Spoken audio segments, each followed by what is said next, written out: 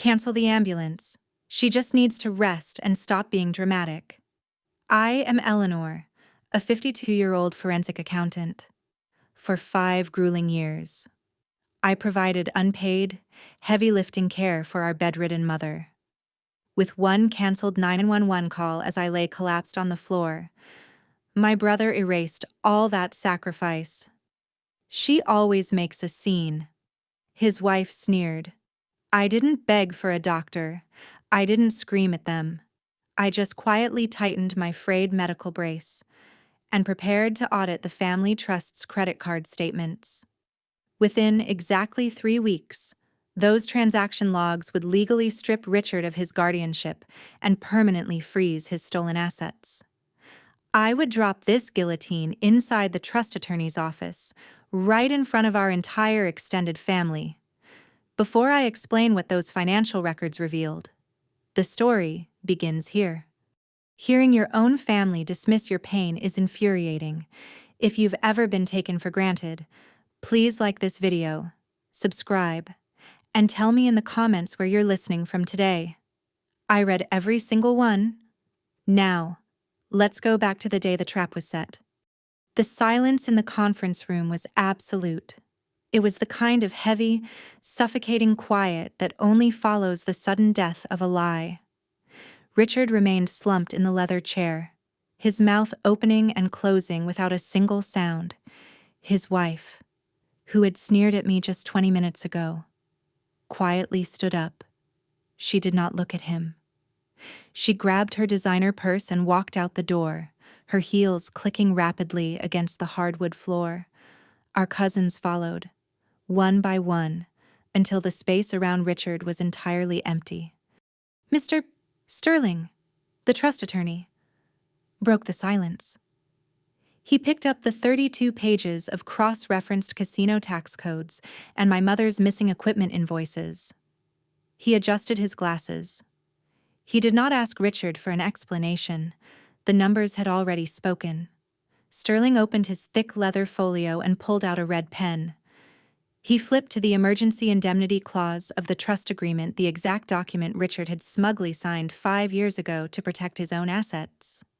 As of 10:14 this morning, your status as primary guardian is revoked, Sterling said. His voice was clinical, devoid of any sympathy. I am legally obligated to freeze all 22 accounts linked to the family trust immediately. Furthermore, given the $75,000 in misappropriated medical funds, my office is required by state law to forward this entire dossier to the district attorney for criminal prosecution.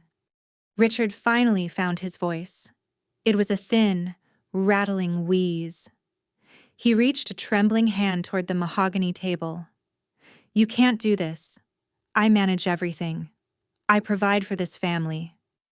The words hung in the air, hollow and pathetic. He was no longer the arrogant patriarch. He was just an unemployed man in a wrinkled suit, staring at a frozen credit card and a looming felony charge. The financial tap that had funded his gambling addictions was permanently welded shut. The exact power he had weaponized against me was now stripped away, leaving him completely defenseless. I didn't smile. I didn't offer a dramatic parting speech. I simply closed my laptop. The click of the aluminum lid echoing in the quiet room was the only punctuation I needed. I picked up my briefcase, turned my back on the man who had traded my health for poker chips, and walked out of the office. The morning air outside the glass lobby doors was sharp and cold. I stepped onto the concrete sidewalk and stopped. The adrenaline that had fueled me through the audit suddenly evaporated. A sharp, electric spike of agony shot on my lower spine. It radiated outward with vicious intensity. My breath caught in my throat. I squeezed my eyes shut. I reached out and gripped the heavy brass handle of the office door to keep my legs from buckling. I stood there for a long moment, letting the cold wind hit my face, slowly, agonizingly. I reached one hand around to my lower back. My fingers found the worn, frayed edge of my medical brace. I pulled the rough Velcro strap free, pulled it tight across my ruined lumbar discs, and locked it back into place. The fabric was frayed from thousands of hours of lifting a weight I was never meant to carry alone. The damage to my bones was permanent. No court order could give me back my spine. I adjusted my coat, let go of the door handle, and stepped toward my car. Sacrifice without an invoice is just an invitation for exploitation. The fluorescent lights of the pharmacy hummed a low buzz above my head. I stood at the pickup counter, shifting my weight to relieve the dull ache radiating from my lower spine. The pharmacist, a young woman with tired eyes, tapped her keyboard and swiped the plastic card a third time. She looked up, offering a tight smile, and slid the card back across the glass counter. "I'm sorry, ma'am," she said, her voice dropping to a sympathetic whisper. "The family trust account is completely maxed out. The transaction for the pain medication has been denied." I stared at the blue card. It was the dedicated medical fund, subsidized by my mother's estate specifically for her daily care. Just yesterday, the automated phone system confirmed the balance showed over $40,000. I didn't argue with the pharmacist. I didn't cause a scene. I simply reached into my purse, pulled out my personal debit card, paid the $280 for the prescriptions, and walked out into the damp night. The cold air hit my face as I sat in the driver's seat of my sedan. I didn't start the engine. Instead, I flipped open my laptop and rested it heavily against the steering wheel. The feeling of being gaslit by my brother was a familiar daily routine, but a massive sum of money disappearing into thin air was an entirely different language. Numbers do not lie, and they always leave a trail. I connected to the pharmacy's public network and launched my auditing software. My fingers moved over the keys with mechanical precision. I bypassed the standard family viewing portal and logged directly into the bank's main infrastructure using the administrative routing numbers I had secured months ago. I needed to see exactly why a fund designed to last a decade had suddenly evaporated without a single medical invoice. The master ledger loaded onto the screen in rows of black and white data. I dragged the cursor across the last 3 weeks of financial activity. There were no charges for physical therapy. There were no pharmacy copays. Instead, I found 7 consecutive automated cash withdrawals. Each withdrawal was exactly $10,000. The money was being funneled into a secondary, unlisted checking account. I hit the export button, downloading the entire 60-page transaction history directly to my encrypted hard drive. A quiet surge of satisfaction washed through my chest. The digital footprint of the theft was right there in my hands. Before the final page finished downloading, my cell phone vibrated violently against the cup holder. An automated text message illuminated the dark cabin security alert. Unauthorized access detected on primary trust account. I looked back at my laptop screen. The detailed spreadsheet vanished instantly. A flashing red banner erupted across the dashboard. Administrator status revoked. Access denied. Richard had received the same alert, and he had just slammed the digital door shut, locking me out of the internal health system completely. I sat in the quiet car and stared at the red screen, tapping my fingers against the steering wheel. The money was gone, and my access was burned. But the real question was just beginning to form. Where exactly did $70,000 in raw cash disappear to in less than a month? I returned to my mother's house just after midnight, the digital lockout still fresh in my mind. The heavy oak front door swung open before I could even turn my key. Richard stood in the foyer, his expensive camel hair coat unbuttoned, looking down at me with a mixture of pity and irritation. He had clearly rushed over the moment his phone alerted him to my system access. "I changed the passwords for your own good, Eleanor," he said, his voice dripping with condescension. "You're stressed, you're confused, and you have no business poking around in adult finances. I am the one who manages this estate, and I am the one who provides for this family. Without me keeping the lights on, you'd be out on the street. I didn't argue or defend my sanity. I just walked past him into the kitchen and waited for the front door to click shut. Since my digital access was completely severed, I had to rely on the physical world. I moved into my mother's cramped bedroom, listening to the rhythmic hiss of her oxygen concentrator. A stack of old mail and medical leaflets sat neglected in a woven basket by the window. For 6 months, Richard had sworn the insurance agency was dealing with a massive supply chain shortage. He claimed the automated patient lift, the device that was supposed to bear my mother's dead weight, was stuck in a warehouse in Chicago. Because of that delay, I had spent every morning and every night physically hauling her in and out of bed. I pulled the heavy medical brace tight across my aching lumbar spine and began sorting through the wrinkled envelopes one by one. Near the bottom of the basket, tucked inside a promotional flyer for diabetic socks, I found a tri-folded piece of paper. It was an automated system receipt from the insurance provider, dated exactly 6 months ago. My eyes scanned the black ink. Order number 44, heavy-duty electric patient lift.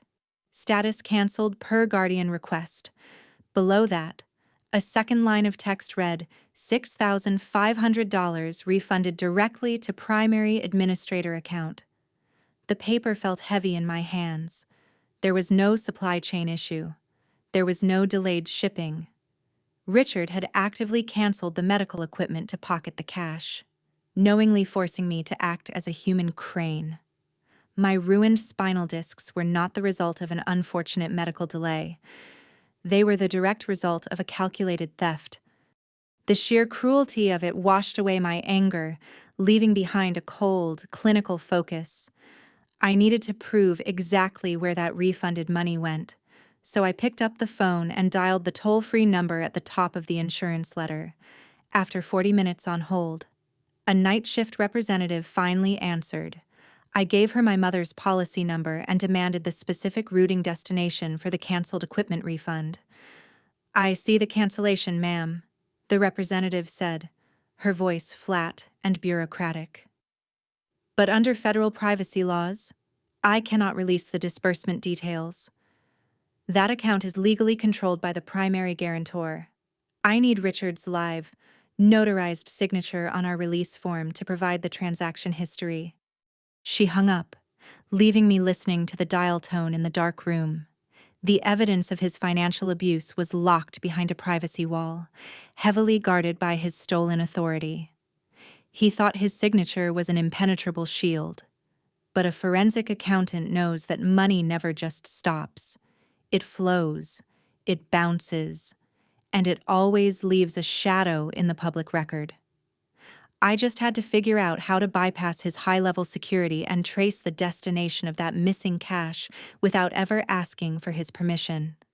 I sat at the kitchen island at 2 in the morning, the harsh blue light of my dual monitors illuminating the dark, silent room. Richard thought locking the insurance records and denying his signature would blind me, but he fundamentally misunderstood the nature of my profession. When a massive sum of cash moves, it has to land somewhere, and large cash deposits instantly trigger mandatory state tax reporting. I didn't need the insurance company's private disbursement files if I could find the public receiving end of the money. I opened the State Gaming Commission's public database, logged into the Commercial Property Registry, and pulled up the tax records for every registered casino within a 50-mile radius. My 60-page master ledger of trust withdrawals sat on the left screen, while the public tax registries populated on the right. I began filtering the massive blocks of data by exact dates, isolating the 7 specific days Richard had pulled $10,000 in raw cash from the medical fund. Forensic accounting is not about finding a single smoking gun. It is about finding a dozen identical puzzle pieces and snapping them together until the lie collapses. Within 40 minutes, my cross-referencing software flagged a recurring commercial entity in the public tax records. The entity was a Shell LLC, registered precisely to my brother's home address, and it was rapidly bleeding money. The numbers clicked into place with cold, mechanical precision, completely exposing his arrogant facade. On October 12th, Richard withdrew exactly $5,000 from the medical trust at 9 in the morning. At 3 in the afternoon on that exact same day, his LLC filed a mandatory federal cash transaction report to clear a $5,000 debt marker at the Grand Victoria Casino. This exact pattern repeated flawlessly 14 times over a 6-month period, mapping an undeniable trail of corporate embezzlement. The $70,000 meant for my mother's automated patient lift had not vanished into a bureaucratic supply chain delay. It had been systematically fed directly to a baccarat table to cover his escalating gambling debts, leaving me to break my back in its place. I had the complete financial map, heavily documented, time-stamped, and mathematically impossible for him to refute. A sharp, heavy pounding on the front door suddenly shattered the quiet concentration of the house.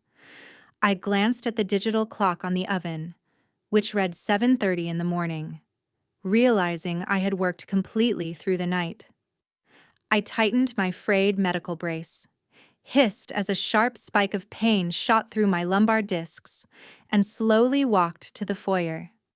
A process server in a cheap gray windbreaker stood on the porch, holding a thick manila envelope and a metal clipboard. "Eleanor Vance?" he asked, not making eye contact as he shoved the clipboard aggressively toward my chest. "You've been served by the estate manager." I took the plastic pen, signed my name on the yellow delivery receipt, and closed the heavy oak door without saying a single word to him. I tore open the envelope, my eyes quickly scanning the dense legal jargon printed on the premium watermarked paper. It was an emergency injunction drafted by Mr. Sterling, the family trust attorney, heavily expedited by Richard's signature. The document mandated my immediate appearance at Sterling's downtown office tomorrow morning at 10 o'clock sharp. If I did not sign over my remaining caretaker rights and consent to the immediate liquidation of my mother's house, Richard would file criminal negligence charges against me for failing to provide adequate physical care. He was trying to erase my existence, cover his tracks, and sell the roof over our heads in one final, brutal strike. The financial guillotine I built was loaded and ready, but the terrifying question remained. Could I deploy this evidence and drop the blade before he legally stripped away everything I had left? I stepped into the mahogany-paneled conference room of Mr. Sterling's downtown firm at exactly 10 o'clock. The heavy wooden doors clicked shut behind me, sealing the room. 14 members of my extended family sat around the massive glass table. My aunts and cousins murmured in sympathetic tones toward my brother, offering him quiet validation. Having the entire family present was the exact audience I needed for the final audit. Watching them glare at me with unified disgust made the air feel thick and unbreathable. I walked to the only empty leather chair at the far end of the table and sat down in complete silence. Richard stood at the head of the table, wearing a tailored navy suit and a rehearsed expression of grief. He leaned forward to address the room like a weary martyr.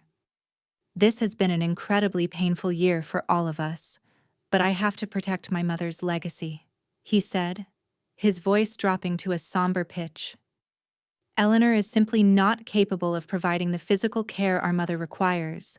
The house is a mess, the medical schedule is failing, and the financial drain is becoming completely unsustainable."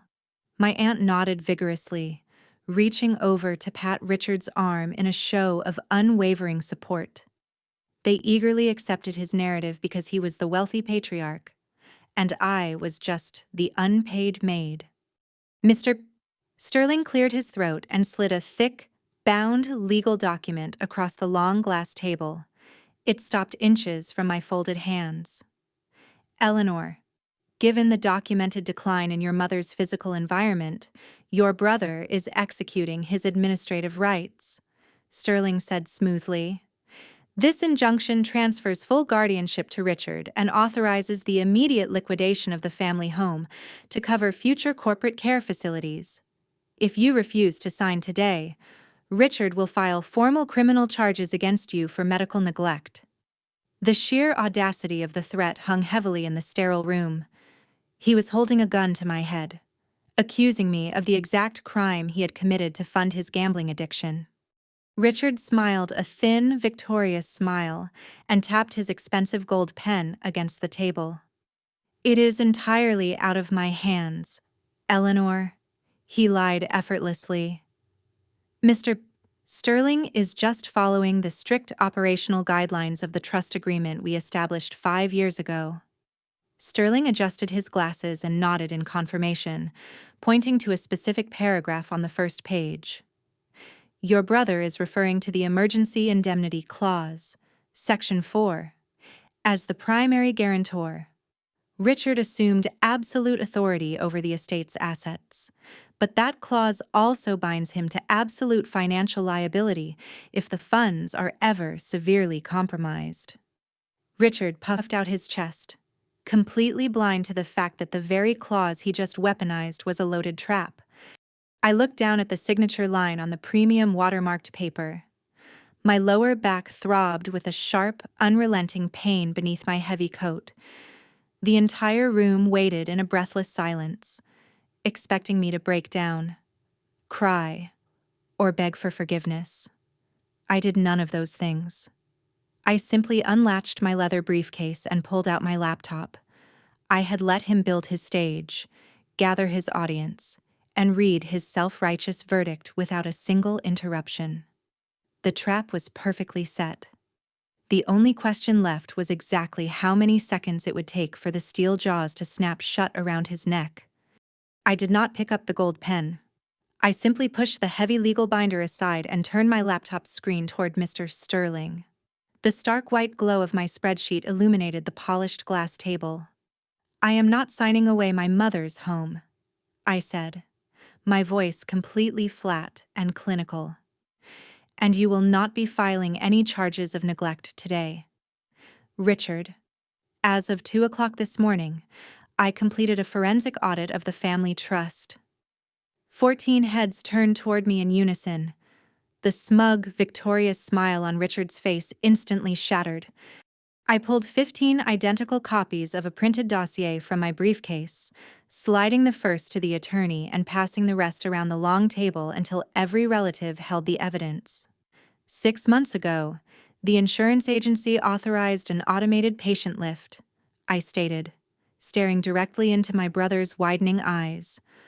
"A device costing $6,500. You told this family there was a supply chain delay." I pointed to the highlighted page. "That is an automated refund receipt. Richard canceled the order himself and absorbed the cash." My aunt, who had been eagerly patting his arm minutes ago, frowned and flipped to the second page. I kept my eyes locked on Richard.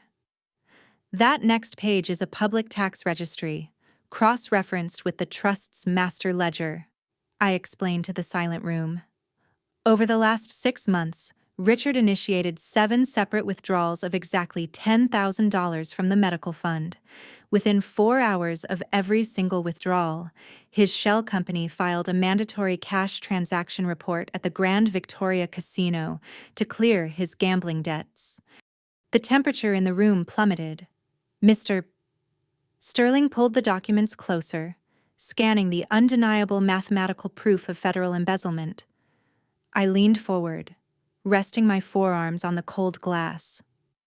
"You stole $70,000 meant for a dying woman," I said softly, the words cutting through the quiet room like a scalpel. "You forced me to physically carry her, permanently destroying my own spine, simply because you needed poker chips." Richard's face drained of color. He pushed his chair back violently. "This is entirely fabricated," he shouted, pointing a shaking finger at me. "She is hysterical." But I wasn't finished. 3 weeks ago, I collapsed on the floor because my lumbar discs finally gave out, I said, my voice dropping to a lethal calm. "I begged you to call an ambulance. You took the phone right out of my hand and canceled the call. You didn't do it because you thought I was faking. You did it because an emergency hospital admission for the primary caretaker would automatically trigger a state inspection of the medical environment. I tapped my index finger against the glass table. The insurance board would have audited the house, demanded to see the lift, and found your gutted trust fund. You were perfectly willing to let me die on that floor to hide your theft. Richard opened his mouth, but no sound came out. A pathetic wheeze escaped his throat. The thick stack of legal documents slipped from his trembling hands, scattering across the polished mahogany floor. His knees visibly buckled. He fell heavily backward, collapsing hard into his leather chair, completely unable to stand back up. His wife, who had sneered at my collapse 3 weeks ago, stood up without a word and walked out. The aunt sitting next to him physically recoiled, dragging her chair backward. Our cousins followed, turning their backs on him. The silence in the conference room was absolute. Mr. Sterling did not ask Richard for an explanation. He simply picked up the cross-referenced casino tax codes and adjusted his glasses. Sterling opened his leather folio, pulled out a red pen, and turned directly to the emergency indemnity clause of the trust agreement, the exact document Richard had smugly signed 5 years ago to protect his own assets.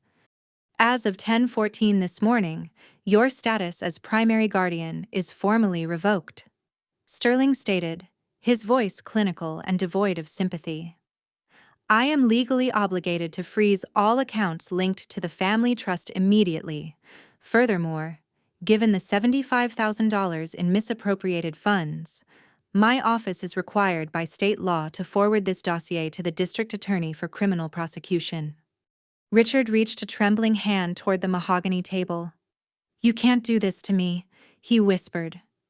His words were completely ignored by the relatives who had praised him moments ago. He was no longer the arrogant patriarch. He was just an unemployed man in a wrinkled suit, staring at a frozen credit card and a looming felony charge. One by one, our aunts and cousins silently filed out of the conference room, leaving him completely alone. I didn't smile, and I didn't offer a dramatic parting speech. I simply closed my laptop. The sharp click of the aluminum lid echoed across the quiet room. I packed my briefcase, turned my back on the man who had traded my health for poker chips, and walked out. The morning air outside the glass lobby doors was sharp and cold.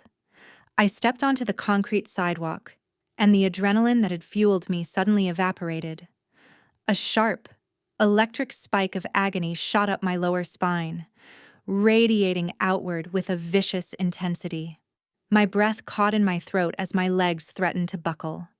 I stopped moving, reaching out to grip the heavy brass handle of the office door just to keep myself upright.